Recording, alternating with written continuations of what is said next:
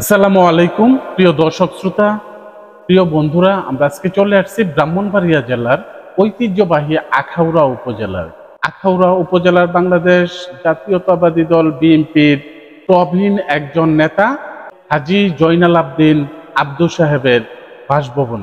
আজকে আমরা জানতে চাব আমাদের কসবা আখাউড়ার মধ্যে বিএনপির যে দায়িত্বপ্রাপ্ত নেতা আলহাজ কবির আহমেদ ভূঁইয়ার জীবনী এবং সম্বন্ধে হাজী মোহাম্মদ জয়নাল আবদিন আব্দু সাহেবকে উপস্থাপনা করবেন, ওনার সম্পর্কে কিছু আলোচনা করবেন। প্রিয় দর্শক শ্রোতা, আপনারা দেখতেছেন আলো TV 96 YouTube channel, Facebook page, পাশাপাশি যে যেখান থেকে এই ভিডিওটা দেখতেছেন আপনাদেরকে অনেক অভিনন্দন। পাশেই থাকুন, সঙ্গেই থাকবেন। বিসমিল্লাহির রহমানির রহিম। আমি সর্বপ্রথম আলো টিভির কর্তৃপক্ষকে অভিনন্দন শুভেচ্ছা জানাই। আখাউড়া উপজেলাবাসী, আপনারা জানেন যে আমি মোহাম্মদ আলহাজ জয়নাল আবেদিন আব্দু আখাউড়া উপজেলা বিএনপির আহ্বায়ক। বিগত প্রায় 4-5 বছর ধরে আহ্বায়কের দায়িত্ব আমি পালন করে আসছি। অত্যন্ত নিষ্ঠা, দক্ষতা সাথে পালন করে আসছি। আলহাজ কবির আহমদ ভূঁইয়া, আপনারা জানেন যে উনি ছাত্র জীবন থেকে উনি একজন শিক্ষা অনুরাগী এবং সমাজ সেবামূলক কাজের জন্য উনি এলাকাতে সমাদৃত। এটা কিরকম? ভূঁইয়া ফাউন্ডেশন নামে উনি একটি ফাউন্ডেশন নিয়ে কসবা আখাউড়া তথা ব্রাহ্মণবাড়িয়া ডিস্ট্রিক্টের প্রত্যেকটি উপজেলাতে উনি বিভিন্ন উপহার সামগ্রী দিয়ে মানুষের মন জয় করেছে। আমরা অত্যন্ত অভিভূত। একজন সংসদ সদস্য যিনি ভোটের মাধ্যমে নির্বাচিত হয়ে যে কাজটুকু ওনারা করতে পারে না, উনি প্রত্যেক ঈদে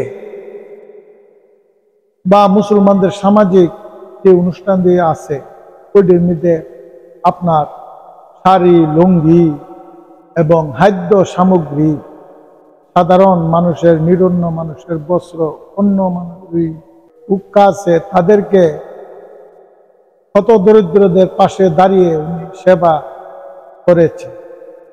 এবং উনি, আপনারা জানেন যে যুব সমাজের জন্য চাকরি বাকরি বা বিভিন্ন সরকারিভাবে বা বেসরকারিভাবে বিনিয়োগের মাধ্যমে যেন তাদের একটা কর্মসংস্থান হয়, সেই দিকে উনি মনোনিবেশ করেন।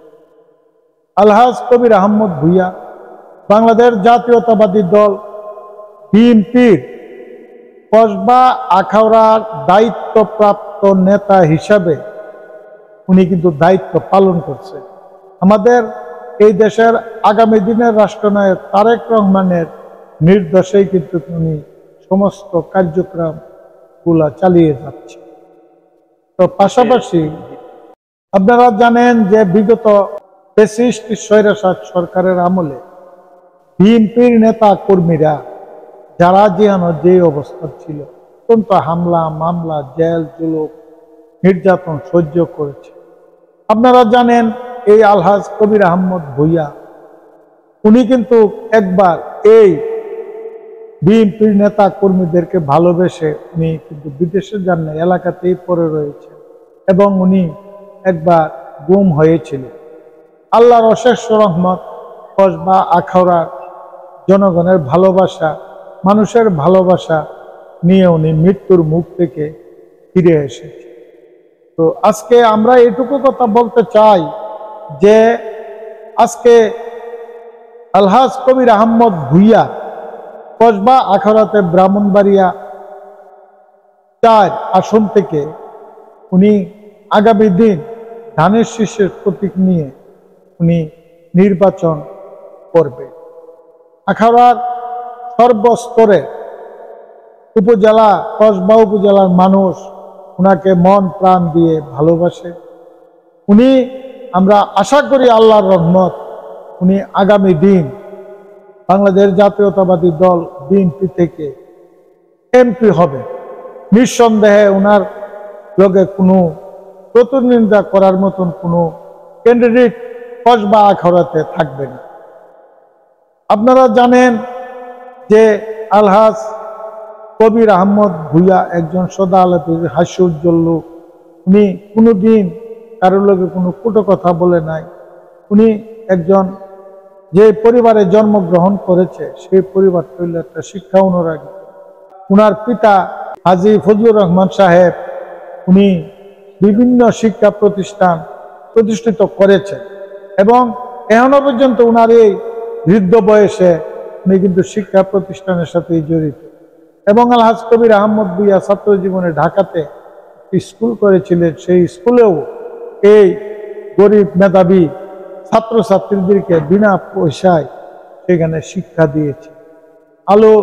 শিক্ষার আলো ছড়িয়ে দেওয়ার জন্য উনার যেই একটা ভূমিকা বা প্রয়াস, আমি মনে করি আগামী দিন সেই প্রয়াস থেকে বাংলাদেশ যে একটা দুর্নীতিমুক্ত সমাজ গঠন হবে, আলোকিত মানুষ গড়ে উঠবে আমি বিশ্বাস করি। কাজে আপনারা জানেন যে আমরা আখাউড়া উপজেলার ভিতরে যে বিগত 4-5 বছরে আমরা আহ্বায়ক কমিটি হওয়ার পরে সমস্ত 5টা ইউনিয়নের সমস্ত কমিটিগুলা আমরা একটা গণতান্ত্রিক পন্থায় ভোটাধিকারের মাধ্যমে সম্মেলনের মাধ্যমে আমরা কমিটিগুলা করেছি। যা আলহাজ কবির আহমদ ভূঁইয়ার নির্দেশ যে কোনোভাবে কোনো কমিটি সম্মেলন ছাড়া করা যাবে না। এবং প্রত্যেক ওয়ার্ড কমিটিগুলা তদ্রূপ সেইভাবেই করা হয়েছে। ছাত্রদল, যুবদল, শ্রমিক দল, স্বেচ্ছাসেবক দল, তাঁতি দল, মৎস্যজীবী দল, মহিলা দল সহ সমস্ত দলগুলা বিদ্যমান আছে। আপনারা জানেন যে বাংলাদেশ জাতীয়তাবাদী দল আখাউড়া বিএনপির আখাউড়া শাখার আগামী 27শে নভেম্বর যে আমাদের সম্মেলন হতে যাচ্ছে, সেই সম্মেলনে বিএনপি সম্মেলন এবং পৌর বিএনপির সম্মেলন। আমি আপনাদেরকে এই সম্মেলনে আসার জন্য আপনাদেরকে সবিনয়ে অনুরোধ করব, আপনারা আগামী 27 তারিখ সবাই এই সম্মেলনে এসে অংশগ্রহণ করবেন এবং সম্মেলনকে সাফল্যমণ্ডিত করবেন। আমরা একটা সুষ্ঠু সুন্দর সম্মেলনের মাধ্যমে আগামী দিন এই বিএনপির নতুনভাবে পথ চলার একটা অনুপ্রেরণা পাবো আপনাদের কাছ থেকে। আমি আপনাদেরকে দাওয়াত করলাম, সবাই আগামী এই 27শে নভেম্বর আখাউড়া শহীদ স্মৃতি সরকারি কলেজ মাঠে সেই অনুষ্ঠানে উপস্থিত হয়ে আপনারা সম্মেলনকে সাফল্যমণ্ডিত করবেন। আখাউড়া উপজেলার সমস্ত মানুষের কাছে আমি দোয়া চাই, আমার জন্য দোয়া করবেন। আল্লাহ তাআলা যেন আমাকে সেই 27শে নভেম্বর সুষ্ঠু গণতান্ত্রিকের মাধ্যমে যেন সভাপতি নির্বাচন করে আমার জন্য দোয়া করবেন। আমিও আপনাদের জন্য দোয়া করি এবং আমাদের প্রিয় নেতা আলহাজ কবির আহমদ ভূঁইয়ার জন্য দোয়া করবেন। উনি যেন আগামী দিন কসবা আখাউড়া এই সংসদীয় আসন থেকে নির্বাচন করে এমপি হয়ে সেই 2টা থানাকে ঢেলে সাজাতে পারে। আমরা বিশ্বাস করি যে উনি যদি এমপি হয়, উনার যে হাত, উনার যে চিন্তাধারা, উনি আপনারা জানেন যে বাংলাদেশ জাতীয়তাবাদী দলের আগামী দিনের রাষ্ট্রনায়ক তারেক রহমানের যে পিএস আছে ইঞ্জিনিয়ার আব্দুর রহমান সানি, আমাদের প্রিয় নেতার ছোট ভাই। কাজে উনি যদি আগামী দিন আমাদের এই বাংলাদেশের রাষ্ট্রনায়ক হয়, আমাদের কসবা আখাউড়ার যোগাযোগটা থাকবে প্রধানমন্ত্রীর দপ্তরের সাথে।